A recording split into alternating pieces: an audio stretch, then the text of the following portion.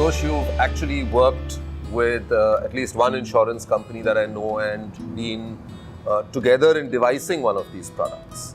While Yashish and Surya have given us the bigger picture, can you slice down a little bit? Because one of the biggest concerns around ULIPs was the high commissions that are paid.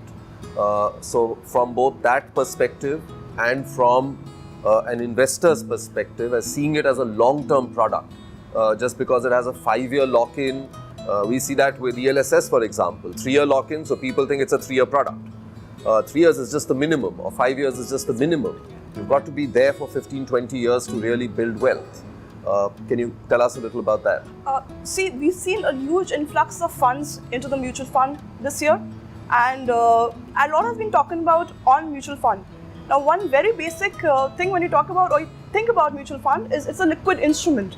It allows you to withdraw your money whenever you need it. Now, let me tell you that if you're investing in the equity market and if you don't have a time horizon of even 5 years, then that's not the instrument for you to invest, whether it's a mutual fund or a ULIP. So you have to have at least a 5-year horizon in mind when you're investing in the market. Now, why are we as PolicyBazaar going to insurance companies and telling them to bring out these products? So we feel there is a product today, a ULIP product. There are companies like HDFC Click to Invest products. There are companies like SBI eWealth products, but they still talk about an insurance with investment. When we talk about insurance with investment, we all understand that for the insurance amount that you get, the companies are charging a small amount of mortality.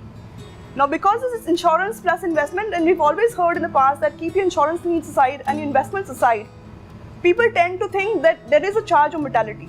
We said, why not go out, talk to insurance companies, and whatever that small mortality amount is, what if the company invests in your product and that mortality cost becomes zero?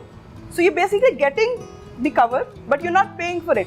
What if the product is better than the fund management of a mutual fund? So fund management is lower than what you pay for in a mutual fund, plus you're getting a life cover which you don't have to pay for.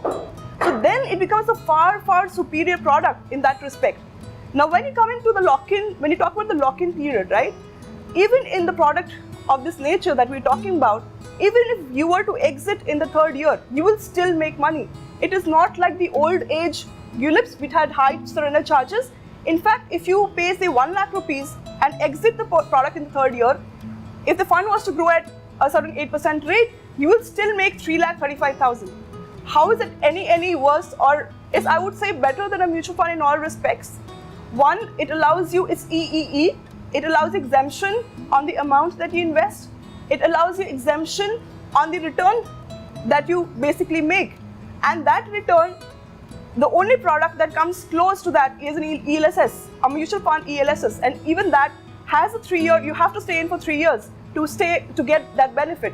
So when we talk about, when we went to the industry, we said we now have to talk about products or bring out products that are not just competitive or at par with mutual funds, but that these have to beat the mutual fund industry.